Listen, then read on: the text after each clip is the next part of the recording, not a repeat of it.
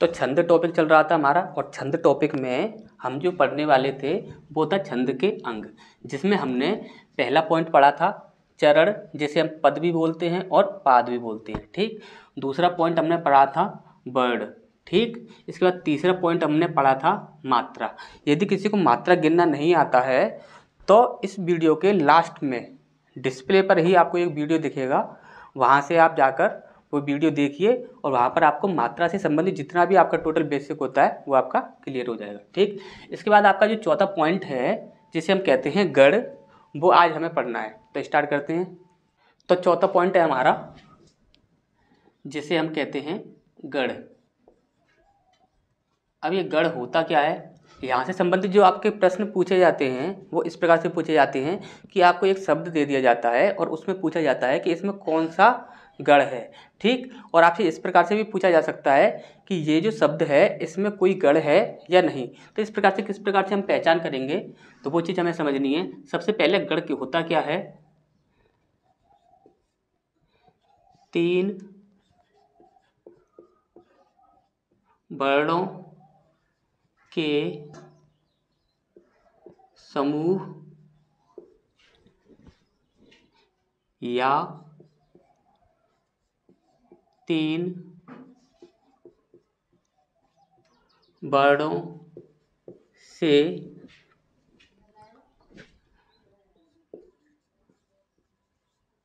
मिलकर बना शब्द गढ़ कहलाता है। ठीक, तो यहाँ पर 3 वर्णों का जो समूह हो या 3 वर्णों से मिलकर कोई एक शब्द बना है उसको हम क्या कहेंगे, गढ़ कहेंगे। अब देखिए गढ़ की पहचान करने के लिए, और गढ़ कितने प्रकार के होते हैं, तो टोटल गढ़ जो होते हैं वो आपके 8 प्रकार के होते हैं। ये क्वेश्चन भी आपको पूछा जा सकता है कि गढ़ टोटल कितने होते हैं। तो यहाँ पर इनकी जो पहचान करने के लिए जो हमारा एक सूत्र होता है हम उससे इनकी पहचान करते हैं, जिससे काफ़ी इजी हो जाता है, हमें याद करने की आवश्यकता नहीं पड़ती। तो वो सूत्र क्या होता है, सबसे पहले आप वो समझ लीजिए।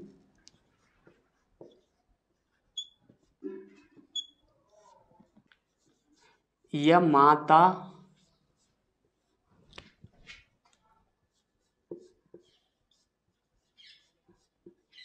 राजभान, इसके बाद सलगा। ठीक, तो आपको हमेशा ही इसे इस प्रकार से तोड़ तोड़ कर याद करना है जिससे कि आपको अच्छे से ये याद हो जाए, क्योंकि इसे याद करना काफ़ी आवश्यक है। ठीक, तो यहाँ पर जब कभी भी आप गढ़ों की पहचान करने के लिए, यानी कि आपसे पूछा जाएगा गढ़ कितने होते हैं और कौन से होते हैं और ये शब्द जो है ये गढ़ है या नहीं, तो आपको क्या करना है। देखिए यहाँ पर आपको 8 गढ़ मिलेंगे। पहला यागढ़, इसे हम यगढ़ बोलते हैं। दूसरा यहाँ पर देखिए ये क्या है आपका माँ, तो आप लिख दीजिए मगढ़। ठीक, मगढ़ हो गया। ठीक, इसके बाद यहाँ पर क्या है ता, तो आप बोल दोगे तगड़। ठीक, इसके बाद है आपका रा, तो आप बोल दोगे रगड़। इसके बाद है आपका जा, तो आप बोल दोगे जगड़। ठीक, इसके बाद है आपका भा, तो आप क्या बोलोगे भगड़। इसके बाद है आपका ना, तो क्या बोलोगे आप नगड़। ठीक, इसके बाद है आपका सा और आप बोलोगे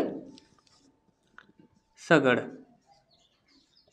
ठीक, तो यगड़, मगड़, तगड़, इस प्रकार से यहाँ से याद कर सकते हो। यगड़, मगड़, तगड़, रगड़, जगड़, भगड़ और नगड़, इसके बाद सगड़। अब देखिए ये जो है ये आपके गढ़ के नाम हैं। क्या है ये, गढ़ के नाम। अब यहाँ पर यदि उदाहरण की बात की जाए,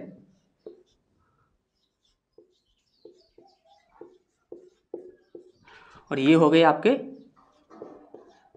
गण, ये आपके टोटल गढ़ हो गए और ये आपके उदाहरण हो जाएंगे। ठीक, उदाहरण कैसे बनेंगे, अब देखिए सबसे पहले यहाँ पर जाइए, ये या है तो या से स्टार्ट कीजिए। सबसे पहले क्या है आपका यमाता, तो यगढ़ जो होगा उसमें आप 3 शब्द लीजिए। क्या है आपका? या और माँ और ता। तो क्या हो जाएगा आपका? य, माँ और ता। ठीक। अब इसके बाद जो दूसरा है मगड़, तो मगड़ में माँ है, तो माँ से ही आप स्टार्ट कीजिए और 3 शब्द लीजिए पूरे, 1, 2 और 3। तो क्या हो जाएगा आपका? माँ, ता और रा। ठीक। अब इसके बाद यदि आपका ता है तो ता से ही स्टार्ट कीजिए, तो क्या हो जाएगा आपका? ता, रा और ज, तारा ज। अब इसके बाद जो आपका रगड़ है वो रा से स्टार्ट है, तो रा से ही आप स्टार्ट कीजिए, रा, रगड़ में रा, ज, भा। ठीक। इसी प्रकार से ये जा है, जगड़ है, तो जा से स्टार्ट कीजिए, जा, भा, न। ठीक। इसके बाद है आपका भा, तो भा से स्टार्ट कीजिए, भा से, तो क्या हो जाएगा आपका? भा, न और स। ठीक। इसके बाद है आपका ना, तो ना से स्टार्ट कीजिए, न, स, ल। ठीक। इसके बाद है आपका सा, जो कि अंतिम है, तो सा से स्टार्ट करेंगे तो क्या बनेगा आपका? सलग, सलगा। ठीक।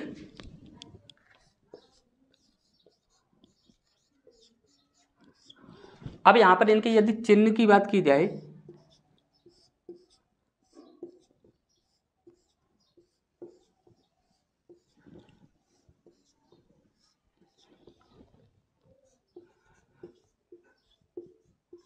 यदि चिन्ह की बात की जाए तो चिन्ह क्या बनेगा? मात्रा लगाना हमने आपको अच्छे से बता दिया है।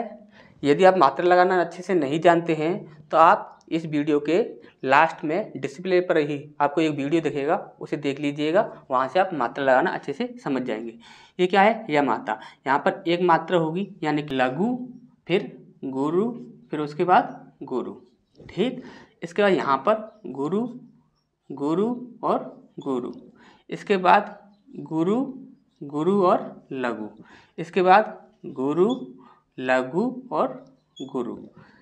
यहाँ पर लघु, फिर उसके बाद गुरु और उसके बाद लघु।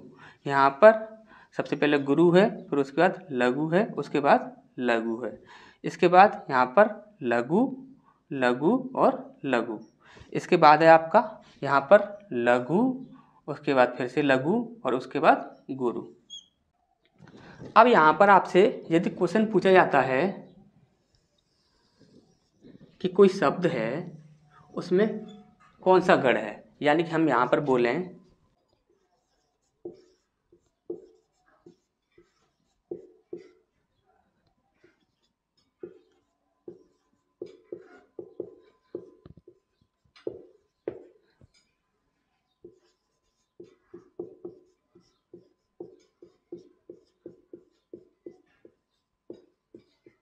यदि यहाँ पर बोला जाए कि ये भूमिजा एक शब्द है, जैसे कि आपको शब्द दिए जाते हैं एग्जाम में, तो ये जो भूमिजा शब्द है इसमें कौन सा गढ़ है, तो आप सबसे पहले क्या करोगे? ये भूमिजा जो है इस पर आप मात्राएं चढ़ाओगे, जैसे कि भू, मी और जा। यहाँ पर आपका गुरु बनेगा, यहाँ पर आपका छोटी मात्रा है तो यहाँ पर लघु बनेगा और यहाँ पर गुरु बनेगा। अब आपको यहाँ पर देखना है गुरु, लघु, गुरु, ये किसका चिन्ह है? तो देखिए यहाँ से ध्यान से, गुरु, लघु और गुरु, ये किसका चिन्ह है? तो ये किसका है? आपका रगड़ का। तो यहाँ पर आंसर क्या हो जाएगा? रगड़, ये आपका आंसर हो जाएगा। ठीक। ये चीज़ आपको अच्छे से समझ आ गई होगी। इसके बाद हम आपको एक शॉर्ट तरीका बताते हैं जिससे आपको ये सब करने की आवश्यकता नहीं पड़ेगी। ये सब हमने इसलिए सीखा है कि हम किस प्रकार से हम पहचान करेंगे। ठीक। यहाँ पर सिर्फ और सिर्फ यदि आपको सूत्र याद है तो आपको ये सब करने की आवश्यकता नहीं पड़ेगी। कोई भी शब्द होगा आप उसमें तुरंत ही बता दोगे कि इसमें कौन सा गढ़ है। तो उसे देखते हैं, तब तक आप इसका स्क्रीनशॉट ले लीजिए।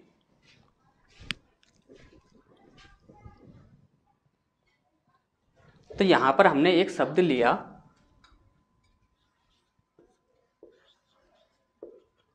कंकड़ में कौन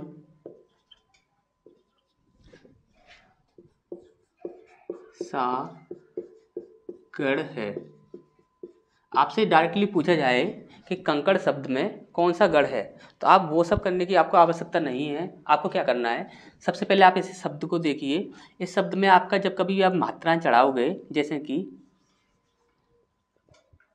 कंकड़, ये आपने शब्द लिखा एक, इस शब्द पर जब कभी भी आप मात्राएं चढ़ाओगे तब आप क्या करोगे कि ये जो अंकी बिंदी होती है इस पर सदैव ही क्या होता है, गुरु होता है। ठीक, अब यहाँ पर ये जो का है इसके साथ क्या जुड़ा हुआ है, आपका एक स्वर जुड़ा हुआ है जो कि आ है, और आ को क्या करेंगे हम लघु मानेंगे। इसके बाद ये जो रा है इसको भी हम क्या करेंगे, लघु मानेंगे। अब यहाँ पर आपको देखना है गुरु लघु लघु, ये तीन किस प्रकार से यहाँ पर फिट होते हैं वो चीज़ आपको देखनी है। सब गुरु से स्टार्ट कीजिए। यहाँ पर गुरु गुरु है और यहाँ पर गुरु लघु गुरु ये है, ये भी नहीं चलेगा। तो यहाँ पर गुरु लघु लघु क्या बन रहा है, यहाँ पर गुरु लघु लघु, कि गुरु लघु और लघु ये तीनों आपके मिल रहे हैं। ठीक, तो यहाँ पर जब कभी भी हम गढ़ का नाम रखते हैं तो किससे रखते हैं, जो पहला जो आपका वर्ण होता है उसी से हम याद रखते हैं। तो क्या होगा आपका बगड़। ठीक, ये आपका आंसर हो जाएगा। ठीक, अभी यहीं पर इसी प्रकार से एक क्वेश्चन पूछा जाए,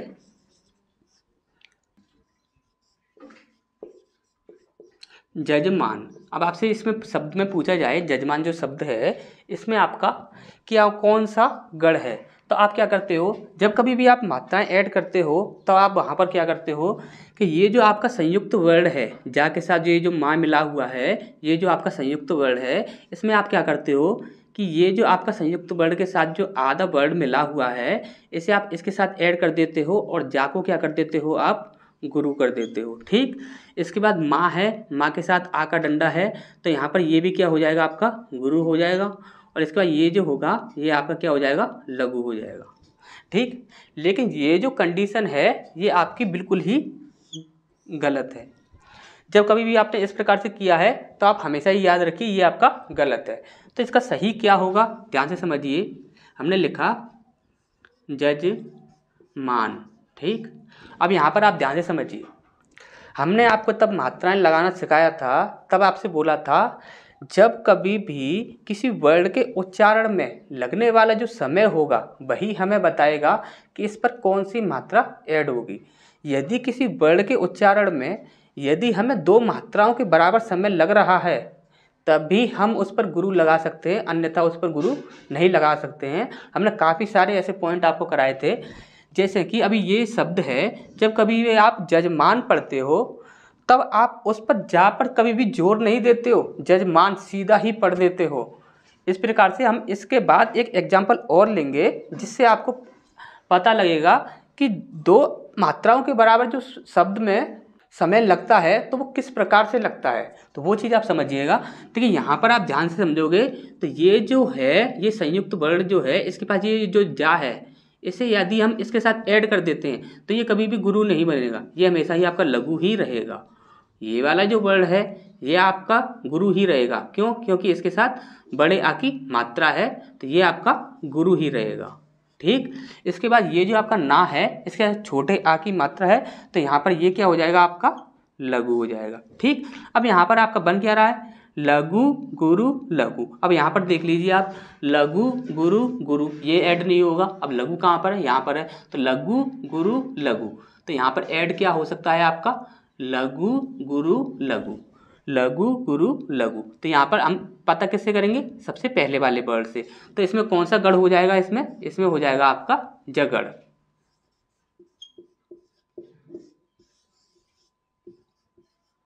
ठीक, ये चीज़ आपको अच्छे से समझ आ गई होगी। इसके बाद फिर से एक संयुक्त वर्ण के लिए एक एग्जाम्पल लेते हैं, उससे समझते हैं। यहाँ पर चक्कर, ये जो आपका वर्ण है, सॉरी ये जो आपका शब्द है इसमें कौन सा गढ़ है ये हमें पता करना है। अब यहाँ पर आप ध्यान से समझिए, जब इस शब्द को आप उच्चारित करते हो तब इस प्रकार से नहीं करते हो चक्कर, आप इस प्रकार से करते हो चक्कर। जब यहाँ पर जब आप इसका उच्चारण करोगे चा के बाद का, तब वहाँ पर क्या होगा, दो मात्राओं के बराबर समय लगेगा। देखिए चक्कर, इस प्रकार से इसका उच्चारण किया जाता है। इसे आप जल्दी उच्चारण करके देखिए, चक्कर नहीं हो पाएगा, कंप्लीटली उच्चारण नहीं हो पाएगा। यहाँ पर आप ऐसे उच्चारण कीजिए, जजमान, एक बार में उच्चारण हो जाएगा इसका।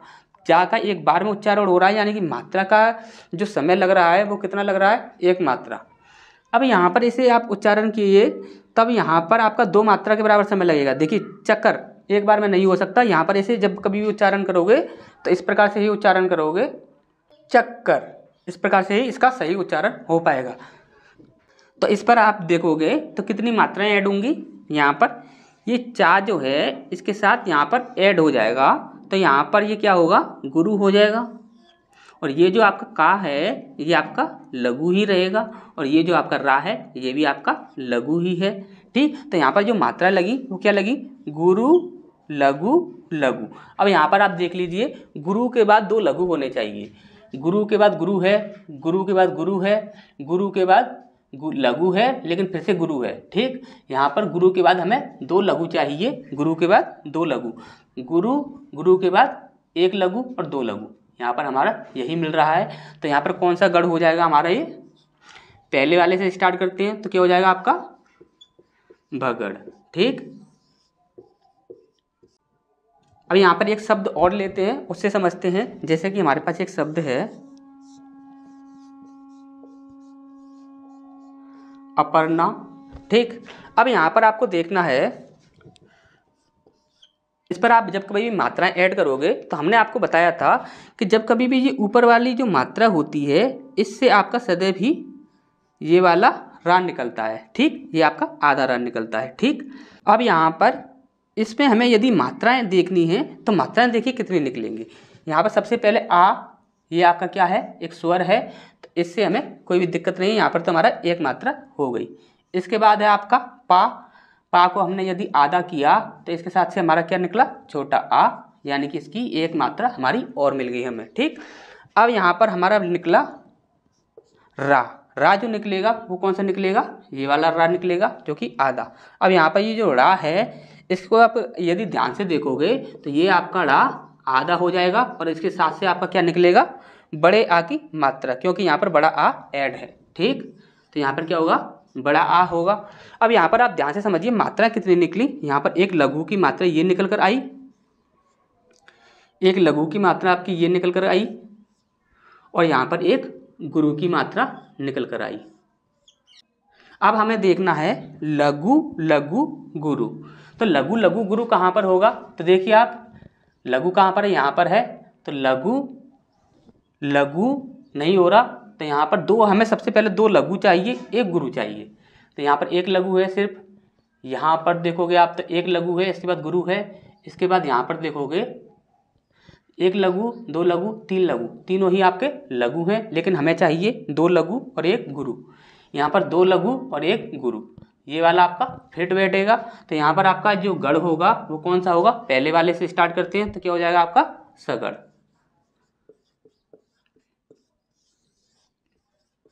तो ये चीज़ आपको अच्छे से समझ आ गई होगी। इस पर नेक्स्ट पॉइंट की ओर बढ़ते हैं, तब तक आप इसका स्क्रीनशॉट ले लीजिए।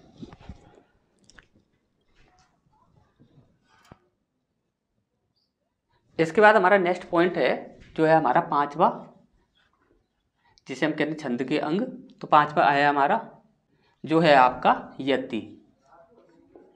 यति को आप विराम भी बोलते हो। ठीक, अब यति या विराम होता क्या है, किसी काव्य को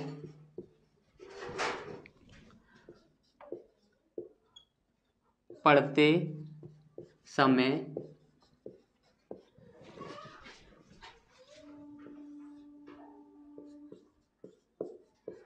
विराम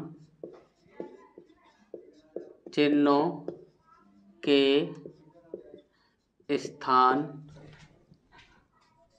पर रुकना। ठीक, देखिए जब कभी भी आप किसी भी काव्य को पढ़ते हो तो तो वहाँ पर आपको विराम चिन्ह दिखते हैं। जब विराम चिन्ह दिखते हैं तो विराम चिन्ह क्या करते हैं, सदैव ही रुकने का काम करते हैं।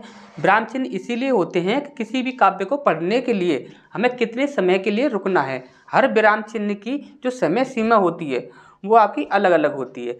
तो वही क्या कहलाता है आपका यति या विराम। इसके बाद आपका छठवां है गति। गति क्या होता है, काव्य को पढ़ने के प्रवाह या लय को, देखिए गति क्या होता है आपका, कोई काव्य है आपका, उसे यदि आप पढ़ रहे हो तो किसी लय में पढ़ते हो, तो जिस लय में पढ़ते हो, जिस गति से पढ़ते हो, वही आपका क्या कहलाता है, आपका गति। ठीक, अब यहां पर हमें देखना है सातवां तुक,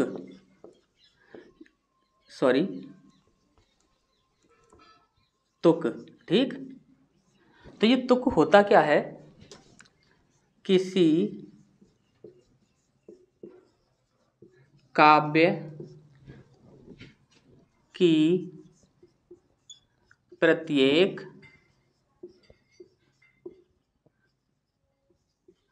पंक्ति के अंतिम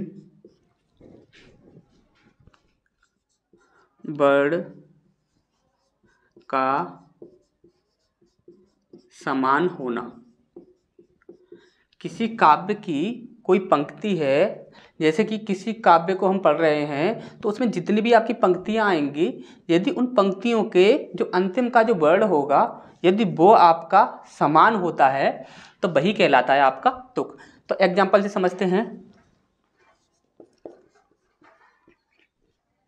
तो यहाँ पर हमारे सामने ये एक एग्जाम्पल है जिसमें लिखा हुआ है, सतगुरु हमसु रीझी कर कहया एक प्रसंग, बरसिया बादल प्रेम का भीजी गया सब अंग। अब यहाँ पर यदि आपको देखना है कि तुक क्या है तो आप हमेशा ही याद रखोगे, हमने क्या बोला था कि अंतिम वर्ण जो होंगे वो समान होने चाहिए। ये एक पूरी ये आपकी एक पंक्ति है और ये आपकी एक पूरी एक पंक्ति है। यहाँ पर देखेंगे तो ये अंतिम वर्ण जो है पंक्ति का गा और अंतिम वर्ण ये पंक्ति का ये आपका गा, ये दोनों ही क्या हैं, ये आपके समान हैं। ये भी गा है और वो भी गा है, तो ये क्या है आपका तुक कहलाएगा। ठीक, तो यहाँ तक आपको अच्छे से समझ आ गया होगा। यदि किसी को मात्रा लगाना अच्छे से नहीं आता है तो आपको एक वीडियो दिख रहा होगा डिस्प्ले पर, उस वीडियो पर टच कीजिए और वहाँ पर जाकर आप मात्रा लगाना अच्छे से सीख लीजिए। तो मिलते हैं फिर नेक्स्ट क्लास में।